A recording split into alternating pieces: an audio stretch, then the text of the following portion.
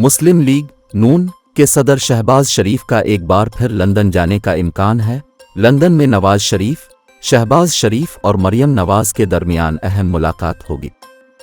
शहबाज शरीफ एक रोज़ कब्ल लंदन में 1 महीना क़याम के बाद वतन वापस पहुंचे थे और अब कल सुबह जुमेरात को दोबारा लंदन रवाना होंगे। मुमकिना लंदन रवानगी से कब्ल नून लीग की चीफ ऑर्गेनाइज़र मरियम नवाज शहबाज शरीफ के घर पहुंची और उनसे मुलाकात की। मुलाकात में पार्टी कायद की वतन वापसी और कानूनी मामलात पर मशावरत की गई।